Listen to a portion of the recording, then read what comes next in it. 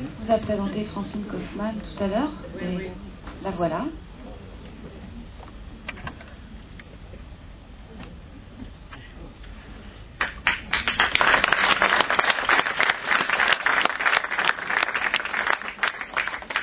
Shalom Rav, bonjour à tous. Merci Norit, merci pour ce voyage. Voyage à travers l'espace, voyage à travers le temps, voyage à travers les identités, réflexion sur les relations entre les civilisations qu'on découvre à condition de les confronter. Et découverte de soi à travers la confrontation avec un auteur. Parce que ce qui m'a frappé, Norit m'a bien dit, je suis professeure de traduction, alors ça serait facile de faire un cours.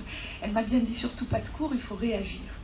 Alors ma réaction, c'est de constater que chacun de ceux que tu as rencontrés s'est forgé à travers sa rencontre, non seulement avec la langue hébraïque, qui est curieusement le point d'ancrage du film, puisque tous les traducteurs et tous les paysages, c'est ça qui est la mouvance, le mouvement, le déplacement dans le temps, c'est les autres civilisations. Et tu as choisi comme point d'ancrage l'hébreu, pas Israël, l'hébreu.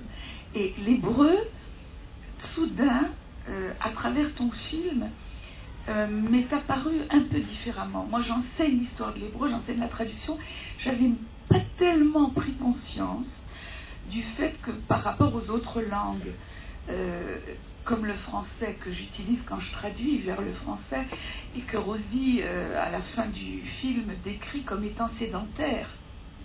Tout à coup, j'ai pris conscience qu'effectivement, en France, quand on traduit en français, on traduit dans une langue qui est restée sur place. C'est quelque chose que je n'avais pas véritablement assimilé. Une langue qui est née sur un territoire, qui a reçu des influences d'autres territoires, mais qui est restée sur place. Sédentaire, c'est extraordinairement bien décrit. Alors que l'hébreu, est bien dit, décrit, j'ai dit. Alors que l'hébreu, c'est vrai, c'est une langue qui est née dans un paysage, qui est née à une certaine époque, mais qui n'a cessé de s'enrichir de contact avec les autres civilisations. Tu es bien parti de la Septante, et de quelqu'un qui découvre le Midrash en tant que manière différente d'affronter le monde, la réflexion, le dialogue, le fait qu'on peut rester dans la contradiction sans que ça dérange personne, c'est-à-dire une manière de concevoir la civilisation à travers la langue. Et peu à peu, on se rend compte que cette langue, l'hébreu, qui est le point stable dans le film, est quelque chose qui vit dans l'errance du peuple qui l'a porté. Et que ce peuple est passé dans chaque civilisation où, par la confrontation de la traduction, et effectivement, celui qui parle d'Ibn Gabirol explique tellement bien qu'Ibn Gabirol n'a pu écrire en hébreu que parce qu'il a eu connaissance d'autres civilisations, l'arabe, donc il explique bien le mot Zman, qui a un autre sens dans l'hébreu du Moyen-Âge, parce que ce mot qui dans la Bible avait un sens précis, s'enrichit de son passage par une autre terre et une autre langue et une autre culture, qui est celle de l'arabe. Et tout à coup, on prend vraiment conscience de cet enracinement de l'hébreu dans son paysage biblique et talmudique, qui fait que c'est la langue du sacré, mais du fait que cette langue se développe par son voyage à travers les civilisations.